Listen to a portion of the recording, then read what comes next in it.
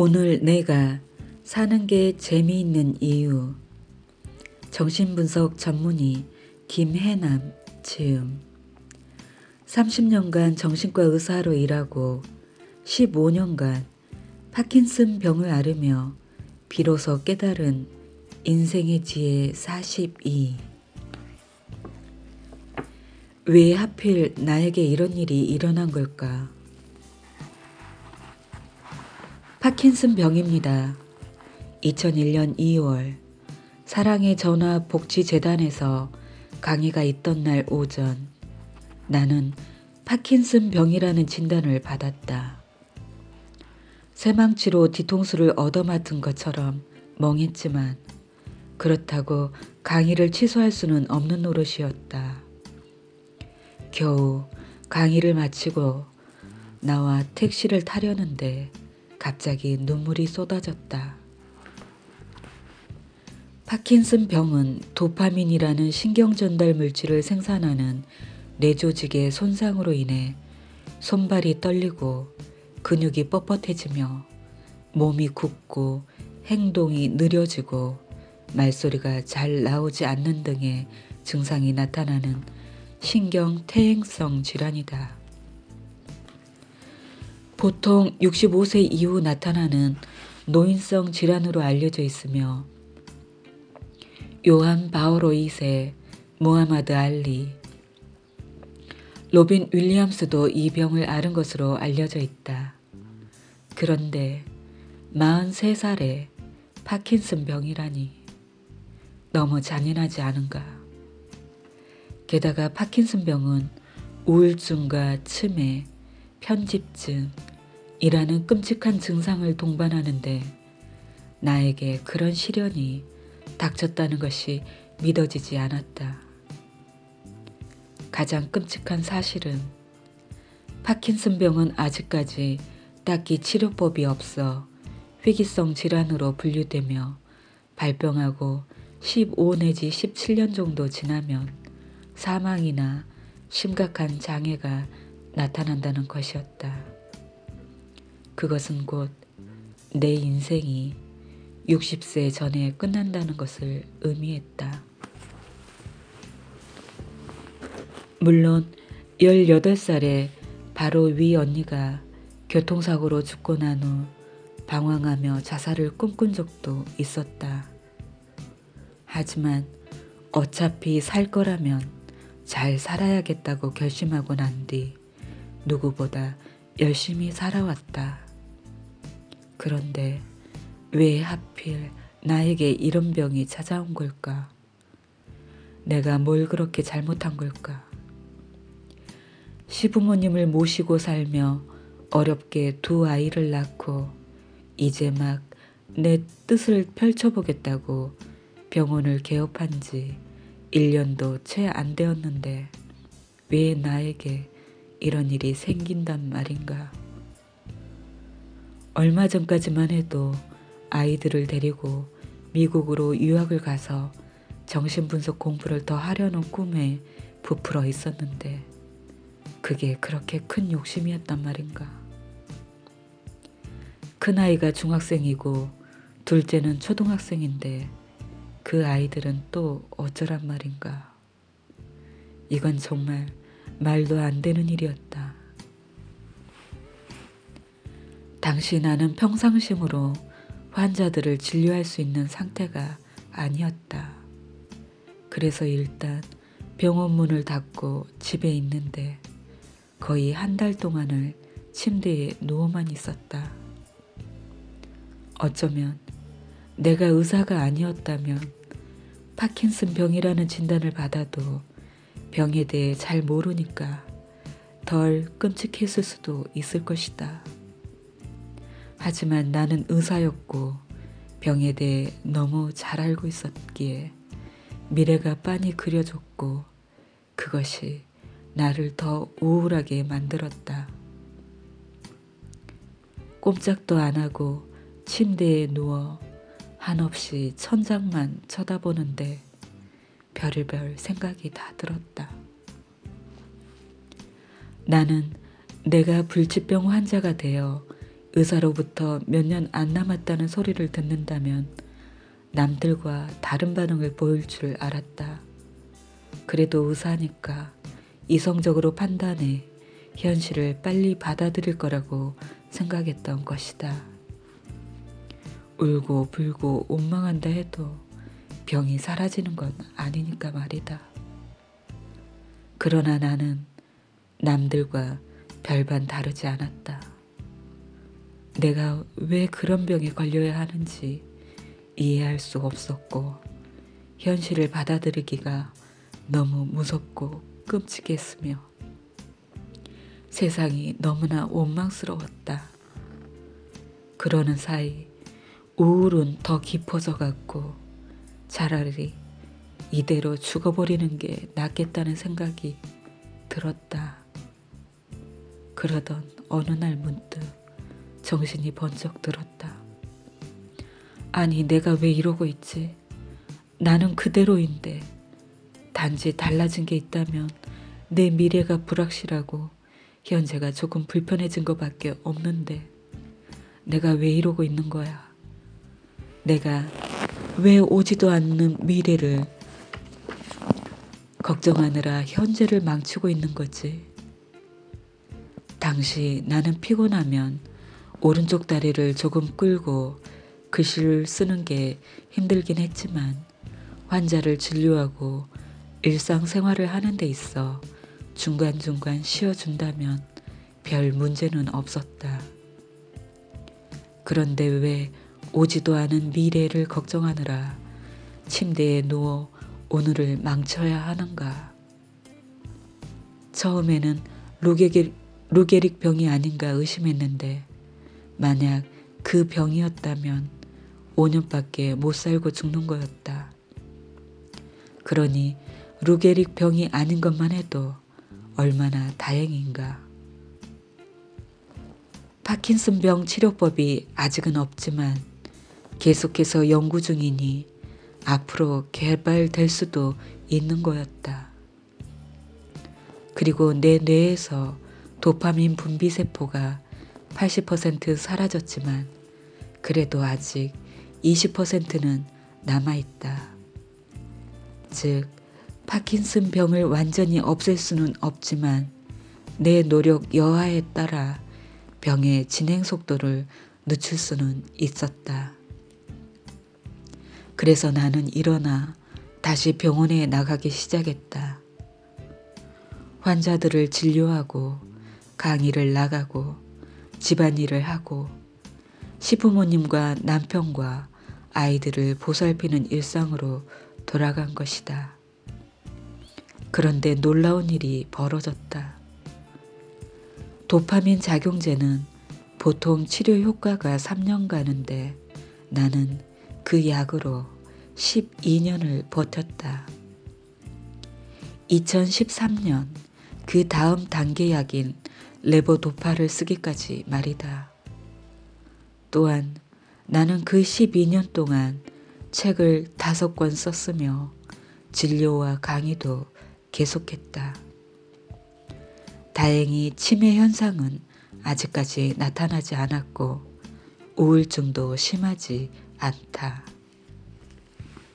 만약 그때 침대에 계속 누워 병을 원망하고 세상을 원망하며 지냈다면 어땠을까? 몸을 움직이지 못하고 치매에 걸리고 우울증의 늪에 빠져 허우적대는 나를 상상하며 그 시간을 보내더라면 지금의 나는 없었을 테고 그저 의미 없는 하루하루가 반복되었을 것이다. 살다 보면 예기치 않은 불행이 닥쳐올 때가 있다. 그것을 막을 방법은 없다. 하지만 그 후의 시간을 어떻게 보낼지는 내가 마음먹기에 달려있다. 똑같은 12년이라도 그 결과가 확실히 다른 것처럼 말이다. 그것이 내가 2001년 2월에 파킨슨 병 진단을 받고 깨달은 삶의 진실이다. 딱 한 발짝만 내디뎌 보라. 작년 1월 3일 아침 출근하려는데 이건 아니다 싶었다. 병이 조금씩 악화되어 그렇게 미뤄왔던 치료제인 레보도파를 사용한 지 10개월째였는데 더 이상 환자를 진료하는 건 무리라는 생각이 들었다. 그래서 환자들에게 한 달만 쉬어야 할 것 같다고 양해를 구하고 출근을 포기했다. 첫 아이를 유산하고 어렵게 두 아이를 낳고 키우는 와중에도 결코 포기한 적이 없는 출근을 내려놓은 것이다. 하지만 바람과는 달리 증상은 더욱 악화되었고 결국엔 병원 문을 닫고 체질 개선과 요양을 목적으로 제주도에 내려갔다. 서눌리에 있는 조그만 집에서 혼자 머무르며 치료에만 집중했는데 처음에는 진료도 그만두고 공기 좋은 곳에 내려가서인지 병세가 호전되었다. 하지만 그것도 잠시, 점점 몸을 움직이기가 힘들었다.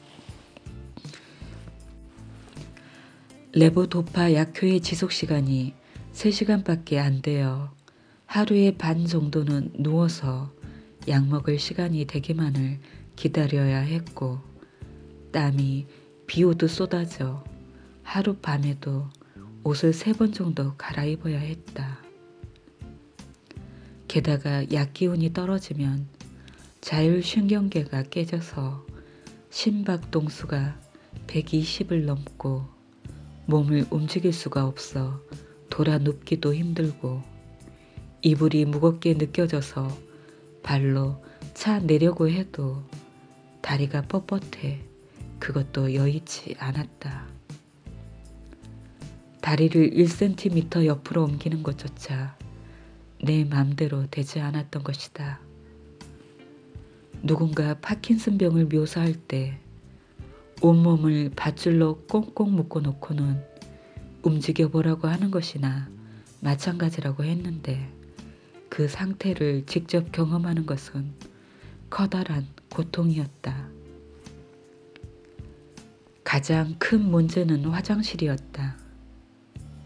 파킨슨병 환자들의 경우 소변이 금방 마려워 화장실에 자주 가는데 밤에도 예외는 아니다.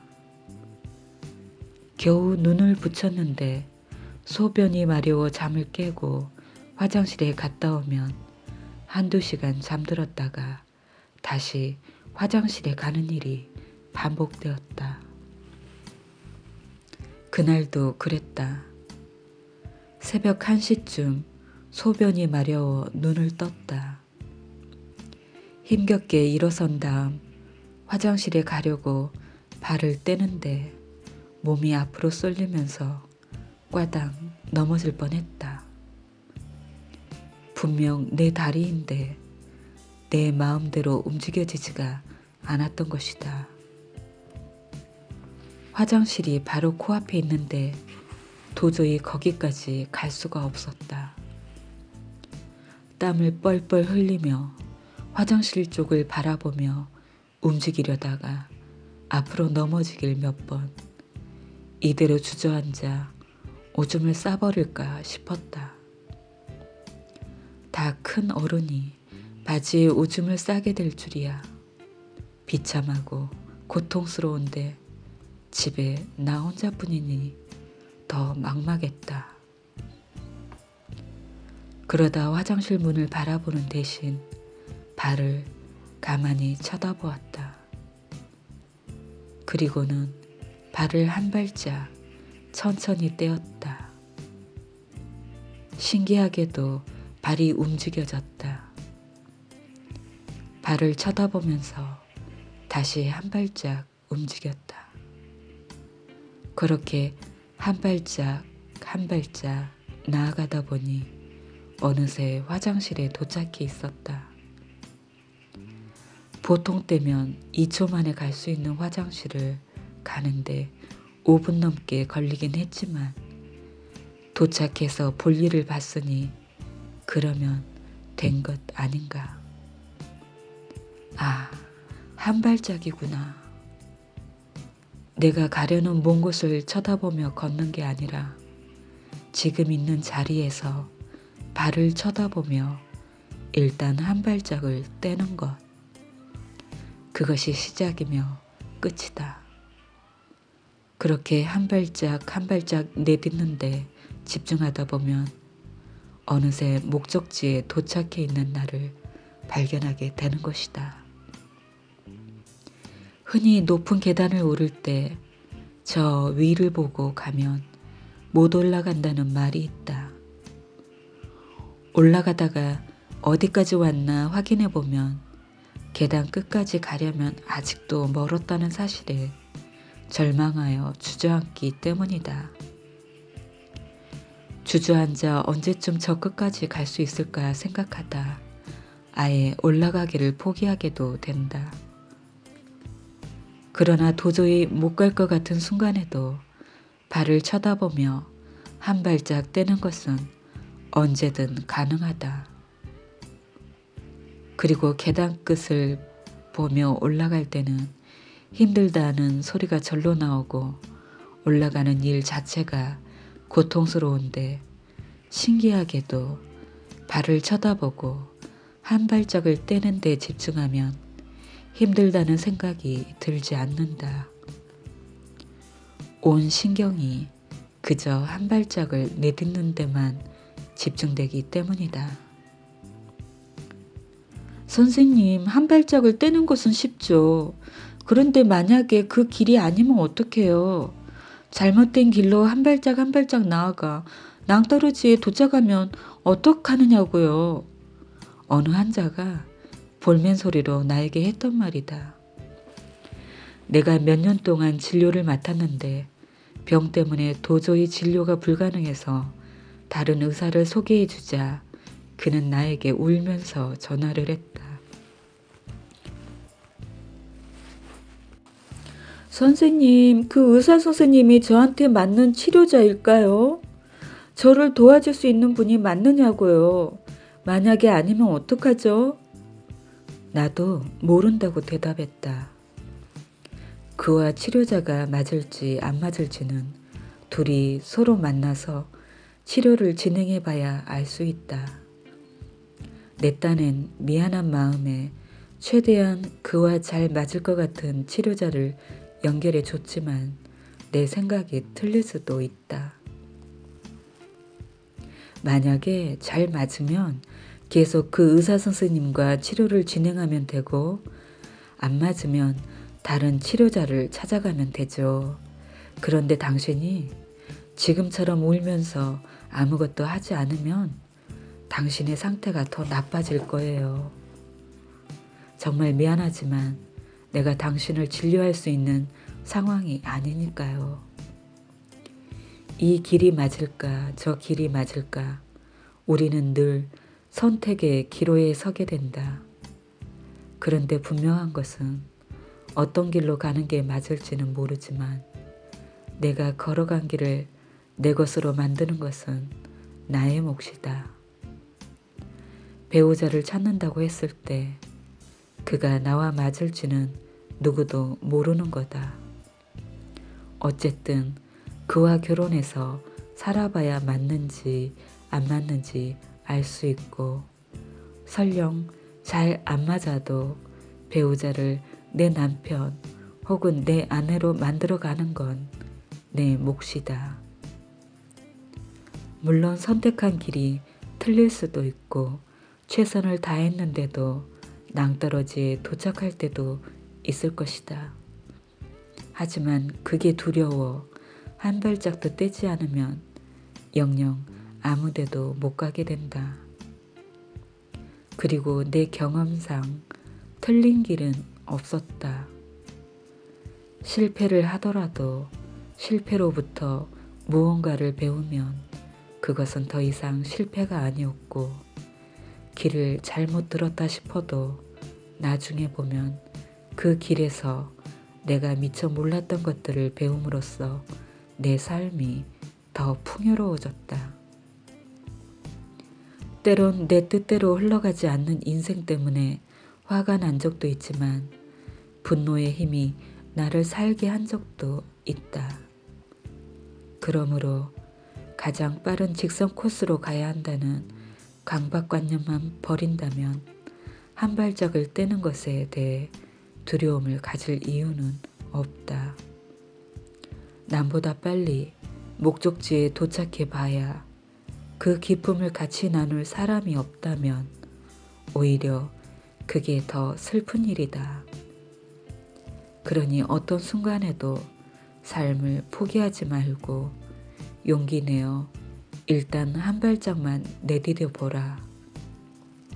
나는 화장실에 가기까지 5분이 걸렸지만 도착한 순간 해냈다는 기쁨에 환호성을 질렀다. 당신이 하버드를 졸업해 빌 게이츠처럼 살아야지 그 이외에 다른 삶은 무가치하다는 생각에 사로잡힌 게 아니라면 한 발짝을 내디딘 순간 알게 될 것이다. 용기 내기를 참 잘했다는 것을.